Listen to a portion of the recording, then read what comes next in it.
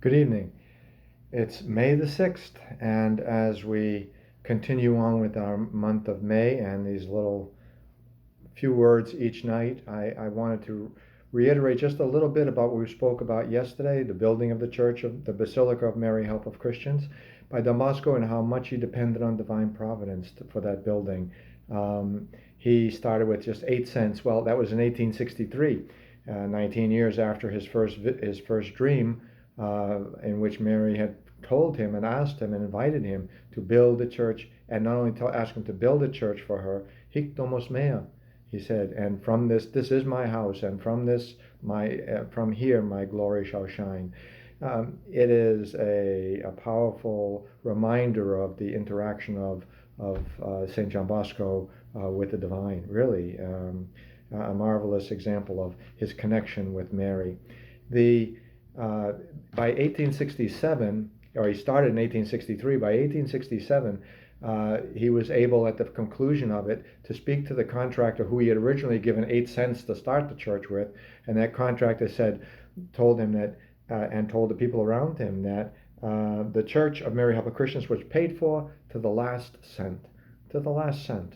Another reminder of Don Bosco's trust and the reward he got for trusting in divine providence.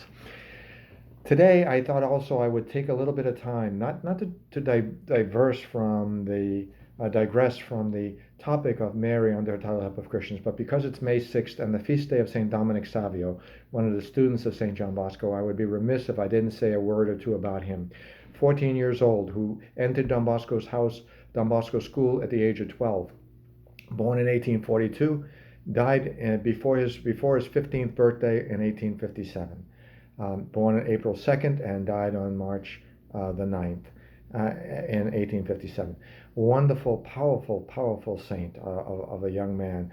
Someone who at the age of 7, it's hard to believe, made a promise, my friends shall be Jesus and Mary. He said it in 9 years old. My friends shall be Jesus and Mary. And then at the age of 7, said death rather than sin, made that as a promise for himself. I mean, at 7 years old, I was still trying to figure out the mystery of how to tie my shoe, let alone thinking about my relationship with God and my relationship with Mary. You know, someone so finely tuned soul, and a powerful instrument, and a wonderful student, and someone who bravely brought the practice of his faith into his everyday life. Became the patron saint even of those falsely accused. One day, a couple of students decided to fill the wood stove in the schoolroom with snow and with garbage, so it wouldn't light. When the teacher found out, they accused Dominic of having done it. Dominic didn't say a word. He was disciplined in front of the class, and he didn't say a word. Didn't give up the names of those who had perpetrated this crime. And he was asked at the end, when the word got out that he was innocent, the teacher asked him, "Why didn't you tell me? Why didn't you say something?" He said, "Well," he says, "I was trying to model myself on Jesus, who was silent in the face of his own accusers, who falsely accused him." Whew. Here's a 12-year-old boy. You know, what a gift and what a power he has. That's why I have a statue of Dominic Savio in my own office, as a reminder to me that he not only has something to teach our young people, a wonderful model and exemplar for our young people, but a model and exemplar for each and every one of us. And so today, as we close our quick thought on for the evening, it would be St. Dominic Savio. Pray for us. St. Dominic Savio, the patron of difficult childbirth, the patron of young people, a patron and a model for young people, and the patron for falsely accused. You know, pray for us. May we use his example in seeing, as he asked about becoming a saint. He heard Don Bosco talk about becoming a saint, and he said that he decided that's what he wanted to be.